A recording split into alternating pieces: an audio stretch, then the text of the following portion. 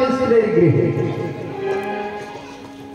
কেউ ভাবছে আগুন লেগেছে, কেউ মনে করছে গগনের চাঁদ উদয় হয়েছে। এসে দেখে না গো, এ গগনের চাঁদ নয়, জগন্নাথ মিশ্রের ঘরে এক পূর্ণচন্দ্র। কেন পূর্ণচন্দ্র? না, গগনের চাঁদের তো কলঙ্ক আছে, কিন্তু আমার এই গৌর চাঁদের কোন কলঙ্ক নেই। গগনের চাঁদের কলঙ্ক আছে, গৌর চন্দ্রের কোন কলঙ্ক নাই। গগনে কোন সন্তান যদি কান্না করে, গগনের চাঁদের কথা বললে কান্না বন্ধ হয়ে যায়।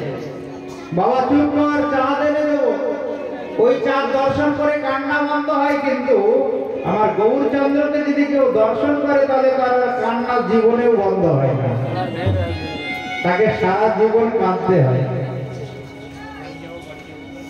গৌর সোনা বলে সোনার সঙ্গে তুলনা করলে, বলে সোনার সঙ্গেও তুলনা হয়। কেন? সোনা অঙ্গে, সোনার অলংকার অঙ্গে ধারণ করলে ভয় থাকে, ভয় থাকে না? কিন্তু আমার গৌর সোনাকে যদি কেউ হৃদয়ে ধারণ করে, তার চিরদিনের মতো, সারা জীবনের মতো ভয় দূর হয়ে যাবে। আবার সোনার অলংকার অঙ্গে ধারণ করলে অহংকার বাড়ে, কিন্তু আমার গৌর সোনাকে যদি কেউ হৃদয়ে ধারণ করে, জনমের মতো অহংকার দূর হয়ে যায়। বলে রাধা রানী। তাই গৌর হরির সঙ্গে কাউকে তুলনা হবে। যে দেখতে আসে সেই বলে বাবা এত সুন্দর সন্তান। তাড়াতাড়ি করে সবাই কেউ হাতে তালি দেয়, কেউ গঙ্গায় স্নান করে আসে, আবার কেউ মনে করে চন্দ্র গ্রহণ হয়েছে।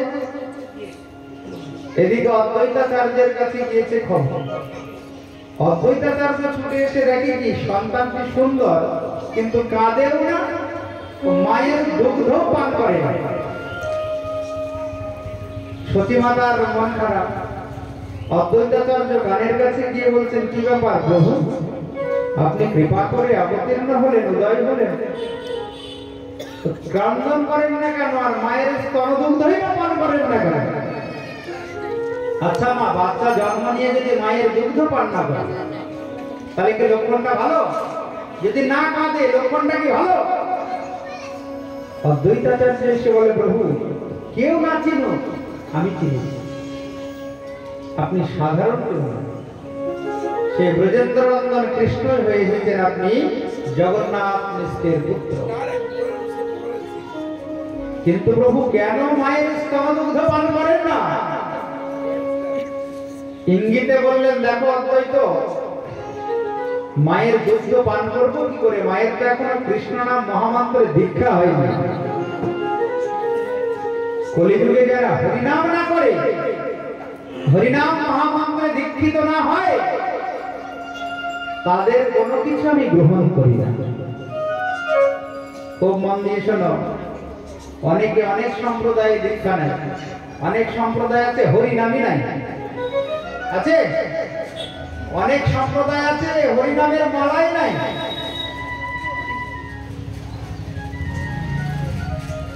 মহাপ্রভু ভগবান নিজে হরিনামের মালা নিজে জপ করে জগৎকে শিক্ষা দিলেন।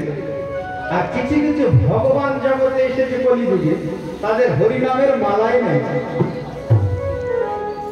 কিসের মালা? তুলসীর মালাও নেই, রুদ্রাক্ষের মালা, এটা ওটাই সব কিসের কিসের মালা পরে থাকে। কোন লাভ হবে না। গৌর চরণ স্মরণ না করলে কলিযুগে কোনদিন উদ্ধার হতে পারবে না। সংসার ভজিলি গৌরাঙ্গ ভুলিলি, না শুনিলি সাধুর কথা, ইহ পরকাল দুকাল খোয়াইলি, খাইলি আপন মাথা। আমার অবতার গোরায় অবতার, কেন না ভজিলি তারে।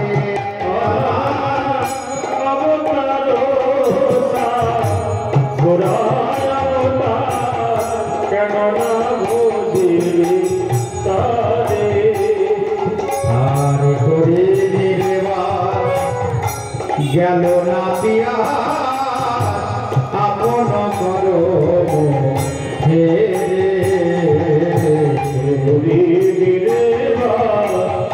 গেল না পিয়া আপন করো হে আপন করো হে আপন করো হে অবতার সার গোড়ায় অবতার কেন না ভোগিলি তারে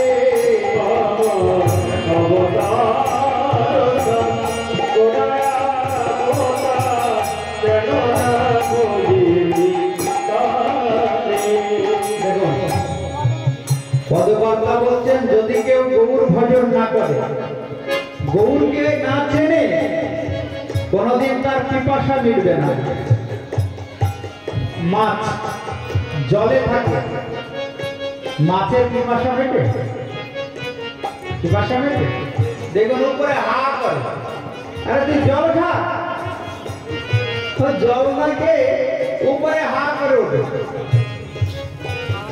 এই জগতে ওই রকম সংসারী জীব যারা গৌর হরির চরণে শরণ দেয় না, তারা মনে করে একে ধরলে আনন্দ পাবো, ওইখানে আনন্দ পাবো, ওই দীঘায় গেলে আনন্দ পাবো, পুরীতে গেলে আনন্দ পাবো, ওই দক্ষিণ ভারত গেলে আনন্দ পাবো, আনন্দের পেছনে ছুটছে। কিন্তু যদি গৌর চরণে কেউ শরণ নিয়ে নাই বলে যুগে, কোথাও তাকে আনন্দের জন্য ছুটতে হবে। করি দিনে বাস গেল না পিয়াস, জলের মধ্যে বাস করে গৌর প্রেম সাগরে হাবুডুবু খেয়েও প্রেমের সন্ধান করি, পিপাসা মিটল। কিন্তু যদি গৌর হরির চরণে কেউ শরণ দিয়ে নেয়, পদকর্তা বলছেন তার সব পিপাসা মিটে যাবে। কণ্ঠকের তরু সদাই সে বিলিম অমৃত পাইবার আসে। সদাই সে বিলিম অমৃত পাইবার আসে। আরে প্রেম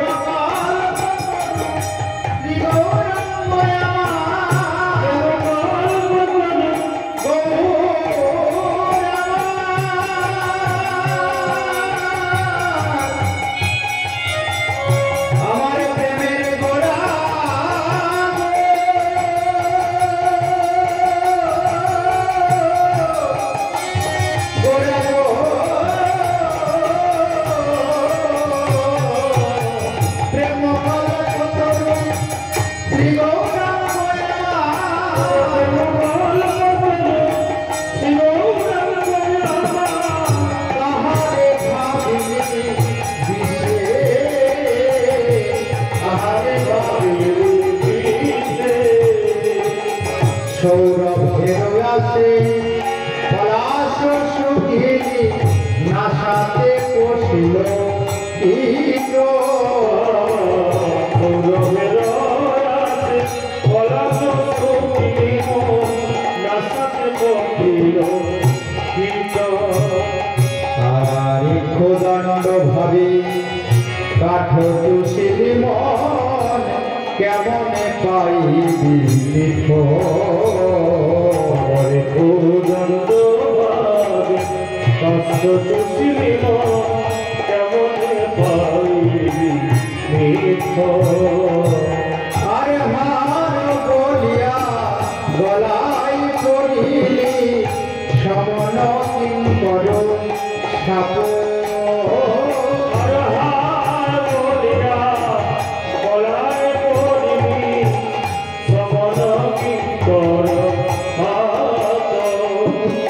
আরে শীতল বলিয়া আগুন মহালিমা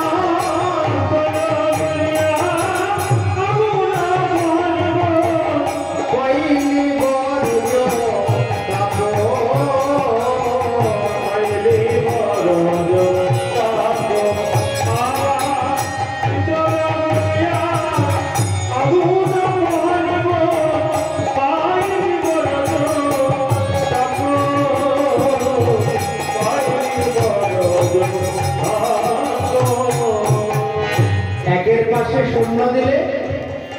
তবে স্বর্ণের মূল্য আছে, কিন্তু এক না থাকলে স্বর্ণের মূল্য আছে। কলিযুগে জন্ম নিয়ে যদি কেউ গৌর চরণ থেকে দূরে থাকে, গৌর চরণে স্মরণ না নেয়, তার কিন্তু সব শূন্য হয়ে যাবে, মা কোথাও শান্তি পাবে না।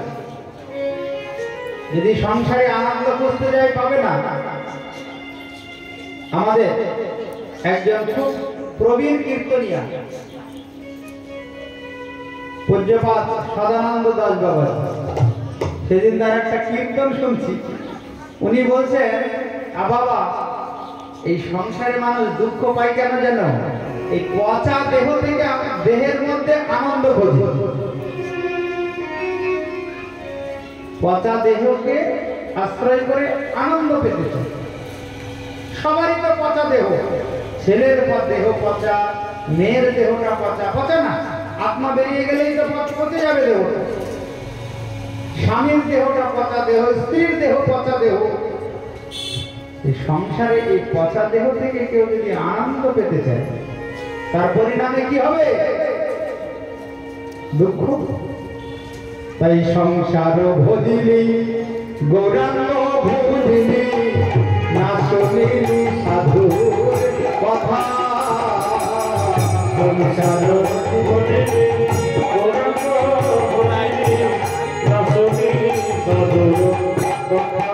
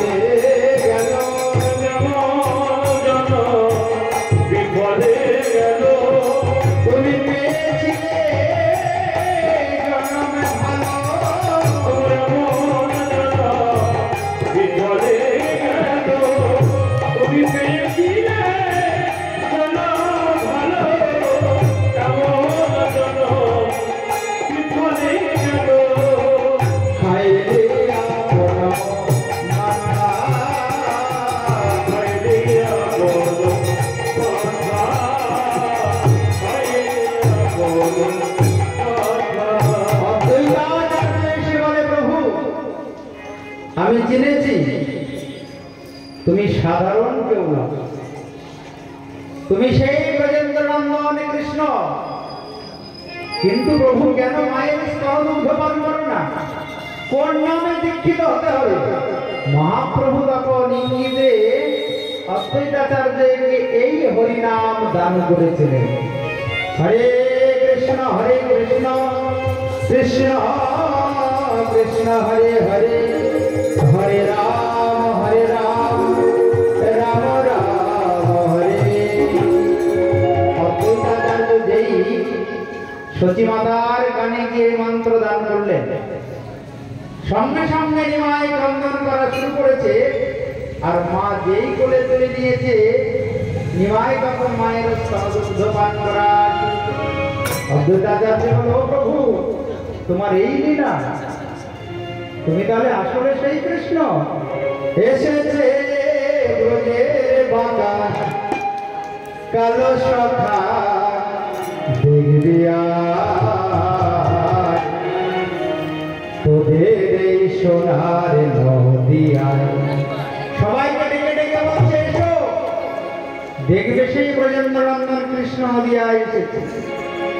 এসেছে ব্রজের বাগান কালো সখা, দেখবি তোদের এই সোনার নদিয়ায়। এসেছে ব্রজের বাগান কালো সখা, দেখবি তোদের এই সোনার নদিয়ায়। এসেছে ব্রজের বাগান কালো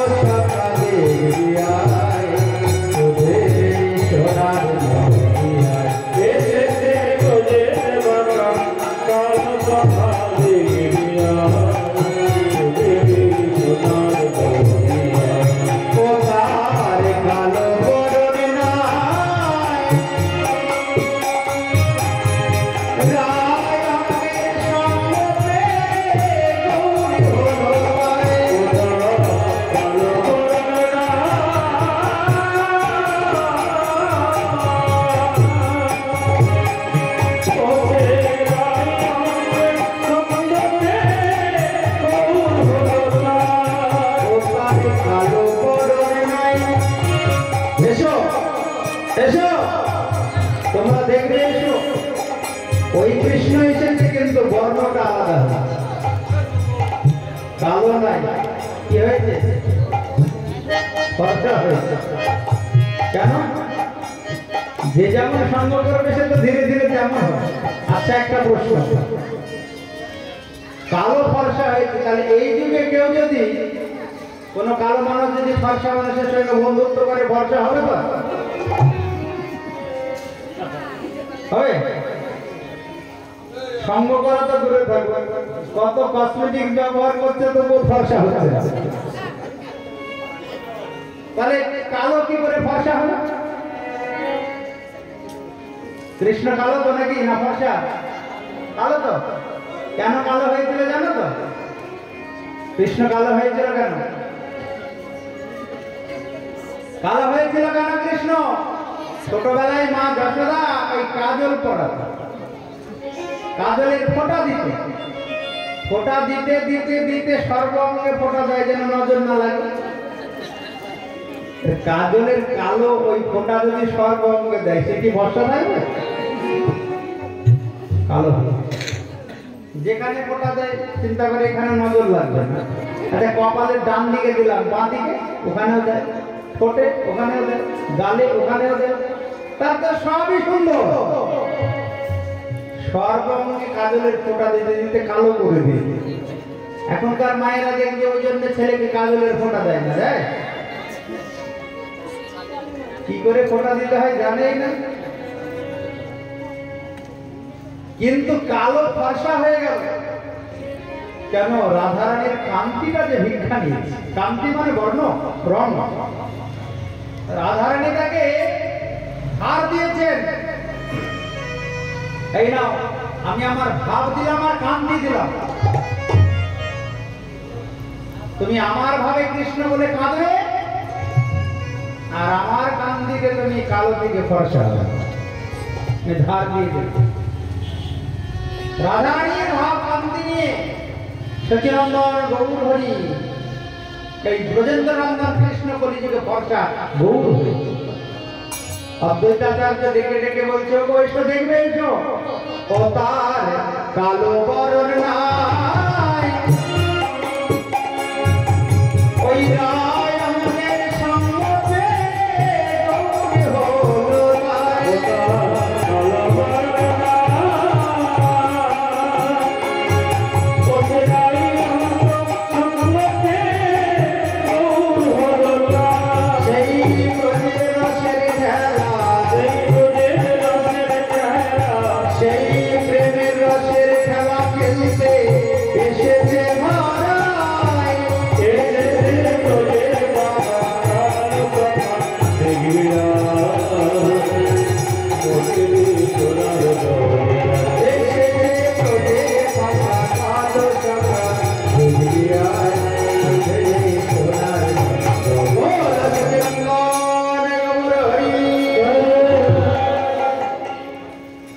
অদ্বৈতাচার্যের মনে আনন্দের সীমা।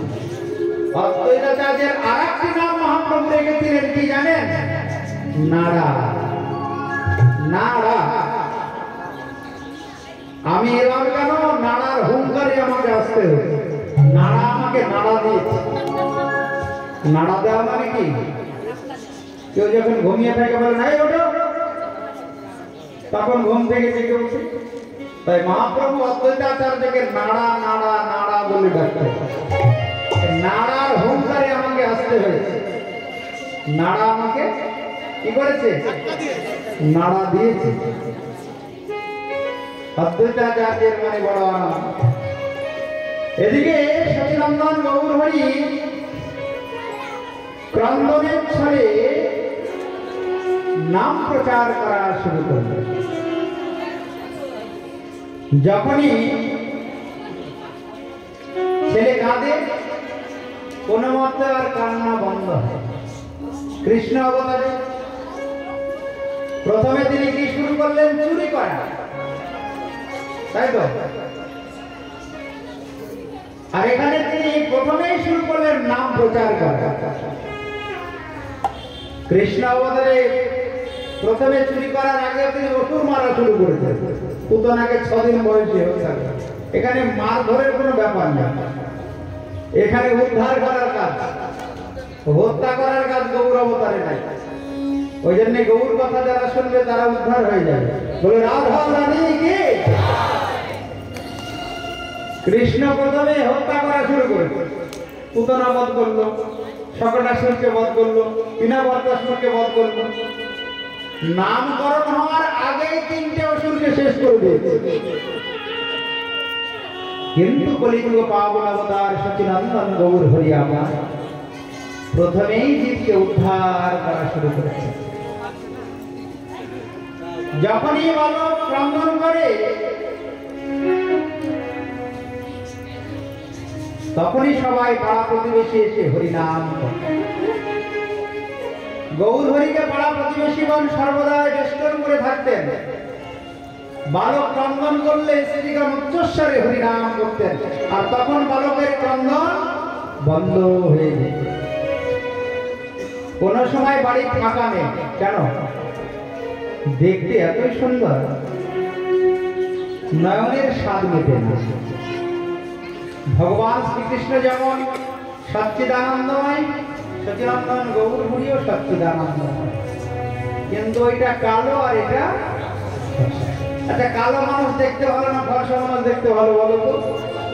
কেউ যদি মেয়ে দেখতে যায়, ছেলের বিয়ে দেবে, ছেলেটা হয়তো দেখতে ভালো, কালো মেয়ে পছন্দ করবে? তাই বৃন্দাবনে নন্দভবনে যত ভিড় হতো তার থেকে ডবল ভিড় আজকে নবদ্বীপে। কারণ এই কৃষ্ণ যে ফর্সা হয়ে গেছে, যে দেখে সে অপরূপ নেত্রে বদন পানে চেয়ে থাকে। আহা, কত সুন্দর! আর মহাপ্রভু কি করেন? ওই হরিনাম প্রচার করার জন্য এমনি এমনি কাঁদে, এমন ভাবে কাঁদে কান্না বন্ধ হয়। কেন? উচ্চস্বরে কাঁদেন প্রভু জীবের না, যেমন কৃষ্ণ লীলা। কৈলাস থেকে ভোলানাথ এসেছেন গোপালকে দর্শন করার জন্য। ভগবান কেঁদেছিলেন না? ভক্তকে দর্শন দেওয়ার জন্য। শুনেছেন এই ঘটনা? কি গো, শোনেননি? বলবো? হ্যাঁ, আর তাহলে বলি না, মায়েরা বলছে না শুনেছে এখানে সবাই। আর একবার একটু মনে করিয়ে দিই। একবার বৃন্দাবনে যখন কৃষ্ণের জন্ম হলো গোকুলে, পুতনা বধ করলেন। ভোলানাথের মনে বাসনা হলো আমি ভগবান শ্রীকৃষ্ণকে দর্শন করতে। যারা বৃন্দাবনে গিয়েছেন দেখবেন আশেশ্বর মহাদেব আছে। ওই মহাদেবের নামই হয়েছে আশেশ্বর মহাদেব। কেন? ওইখানে প্রথমে আশা নিয়ে বসেছিলেন। তাই ভাগবত শুনতে গেলে একটু বৃন্দাবন ঘুরে আসতে হবে, তাহলে পরে ভাগবত শোনা সুবিধা হবে। গতকালকে আমরা এলাম বৃন্দাবন থেকে, তাই তো? গতকালকে তো নাকি বৃন্দাবন হরিদ্বার থেকে এসেছি। আবার আমরা ওই মে মাসে যাবো বৃন্দাবন। বৃন্দাবন 84 বসে। এপ্রিল মাসে আমাদের দ্বারকা আছে। এবার এপ্রিল মাসের 16 তারিখ থেকে 26 তারিখ 11 দিন ভগবান শ্রীকৃষ্ণ 99 বছর ছিলেন দ্বারকায়। সেই দ্বারকা, ভেট দ্বারকা, সোমনাথ এগুলি দর্শন আছে। 11 দিনের প্রোগ্রাম। মানে বেশি লম্বা করলে সংসার ছেড়ে মানুষ থাকতে পারে না। অল্প সময়ে দ্বারকার ব্যবস্থা করা হয়েছে। যারা দ্বারকা যেতে চান আমাদের সঙ্গে যোগাযোগ করবেন খুব তাড়াতাড়ি, কারণ টিকিট কাটা শুরু হয়েছে। বেশি খরচা নয়, খুব কম খরচায় দ্বারকা দর্শন হয়ে যাবে। আর যাদের দ্বারকা হয়নি, বৃন্দাবন হয়নি, বৃন্দাবন যাওয়ার জন্য আমাদের মে মাসে ব্যবস্থা করা হয়েছে। আপনারা যোগাযোগ করবেন, তাহলে হরিকথা কীর্তনের সঙ্গে ধাম দর্শন হয়ে যাবে। একা একা গিয়ে লাভ নেই, মহিমা না জানলে দর্শনের ফল লাভ হয় না। বলে রাধা রানী কি? তো কৈলাস থেকে ভোলানাথ এসেছেন ওই গোকুলে। কেন? কৃষ্ণকে দর্শন করবে। এইবার ওদিকে পুতনাকে বধ করে ভগবান মায়ের মনে ভীতির উদয় করেছেন, ভয়, গোপালকে যাত্রার কোলে দেব না। ওদিকে ভোলানাথ বসে আছে, দাসী গিয়ে বলে, এ যশোদা, একটা বাবা এসেছে গোপাল দর্শন করতে। যশোদা বলে, আমি একবার ভুল করেছি, পুতনার কোলে দিই, আমি আর বাড়ির বাইরে নিয়ে যাব, ওই ভুল আমি আর করব না। কিন্তু ভগবান তো ভক্ত বৎসল, ভগবান বলেন, আমি নিজেকে যতটা ভালোবাসি তার থেকে কোটি গুণ ভালোবাসি আমার ভক্তকে। সাধব হৃদয় মহিমাম সাধনাম হৃদয়ন্তম মদন্নতে ন জানন্তি নাহম তেভ্যমনাগতি। ভোলানাথ পরম কৃষ্ণ তাকে দর্শন দেওয়ার জন্য এবার ক্রন্দন করা শুরু করলেন। খুব ক্রন্দন করছেন, কোন মতে কান্না বন্ধ হয় না। মা যশোদা বলে, কি গোপাল, হঠাৎ কি হলো, কান্না করছিস? কোন মতে কান্না বন্ধ হয় না। যশোদা দাসীকে ডেকে বলে, দেখ তো ওই বাবা আছে কিনা, বাবা যদি একটু ঝাড়ফুঁক করে দেয় তাহলে যদি গোপালের কান্না বন্ধ হয়। দাসী দেখে এসে বলে, হ্যাঁ হ্যাঁ বসে আছে দেখলাম, চল। তাড়াতাড়ি করে গোপালকে নিয়ে গেল সামনে। যেই সামনে নিয়ে গেল কান্না বন্ধ হয়ে গেল। যে লীলা দাপরে করেছেন এই লীলা তিনি শ্রীধাম নবদ্বীপেও করছেন। গৌর হরি ক্রন্দন করছে, কোন মতে কান্না বন্ধ হয় না। সতী মাতা চিন্তায় পড়লেন, কি করলে কান্না বন্ধ হবে? সবাইকে ভগবান ক্রন্দনের ছলে হরিনাম দান করছেন। এবার সবাই হাতে তালি দিয়ে কীর্তন করছে, হরে কৃষ্ণ কৃষ্ণ